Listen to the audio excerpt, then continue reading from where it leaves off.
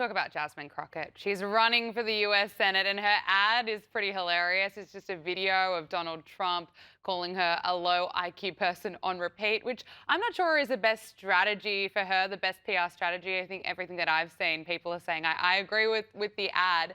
But she says that Mamdani's victory in New York City has shown her that she can win Texas. Listen to this.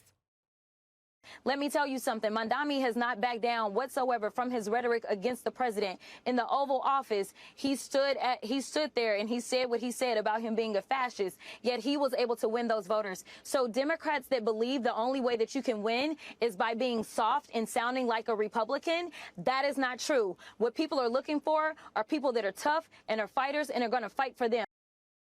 Jeff, what are her chances?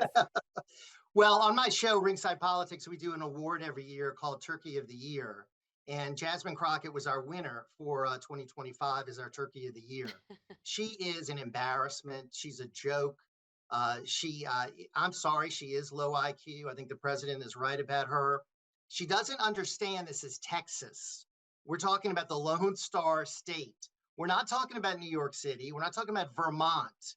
Okay, someone with her ideology, which is extreme left wing, is not going to win a Senate seat in the great state of Texas. What this is a grift. What this is a way for her to make some money. She already has problems with her condo dues that she's not paying, and obviously some bills that are stacking up. So this is a way for her to fill her coffers a little bit. She's not winning. And I think the more we focus on her, the better it is for the Republicans. Josh, what do you make of this? I want your reaction. And I'm sure we've mentioned this before. What does it actually say about the Democrats?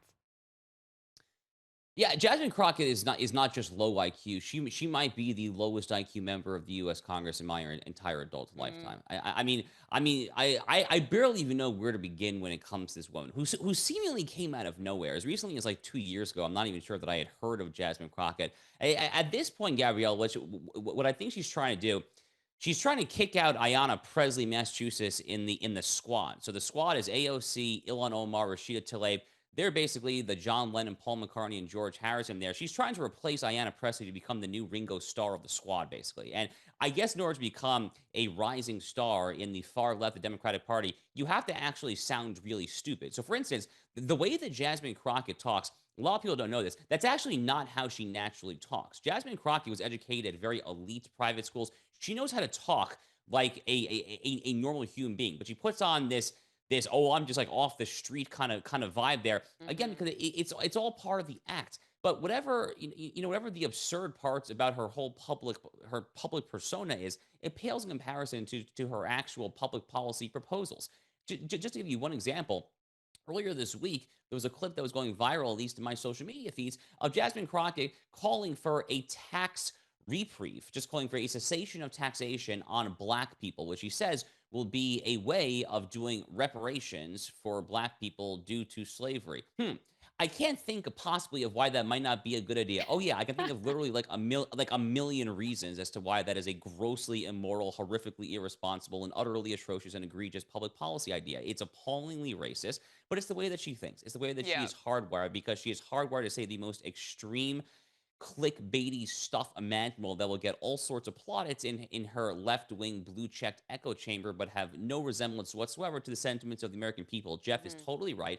Texas is still Texas. I lived in Texas for 4 years. I know the state of Texas pretty well. They're not going to fall for this garbage next November. No, it's absolutely wild. But then you look at some of the left-wing media outlets and how they treat Jasmine Crockett. They call her a star. And then, I was watching a clip with her on MSNBC, and there were tears between Jasmine Crockett and the host because they got along so well. They're fawning over her.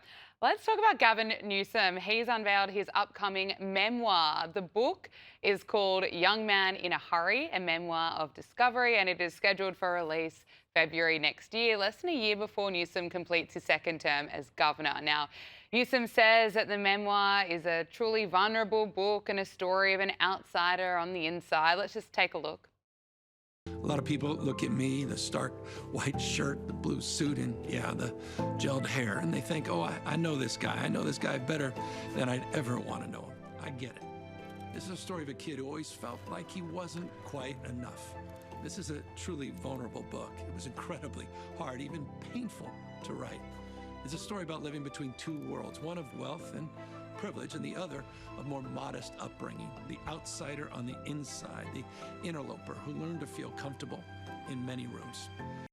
I mean, we've got his podcast. We now have a book. Jeff, I wonder why he's doing this. I'm sure it has nothing to do with 2028.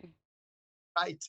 I mean, my gosh, he's an embarrassment for one. Is he trying to make us feel sorry for him? I mean, the vulnerable. I mean, give me a break. This guy has been the best thing for the state of Texas, the best thing for the state of Florida. He's driven And the all worst kinds of thing for businesses. Californians. Right. Driven all kind of businesses and people out of his state. I mean, he wants to live under his leadership. Look at what happened during the fires. I mean, look at how he's handled the riots. Look at what he has done as far as try to antagonize President Trump every opportunity he can. He's a phony. He's a fraud.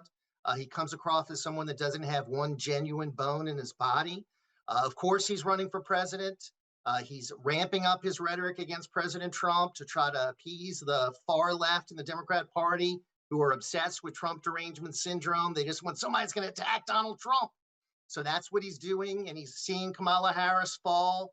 So he says he's got the road to the nomination. Fine. Let them nominate Gavin Newsom. Again, I think that'll be a gift to the Republican Party. We'll see what happens.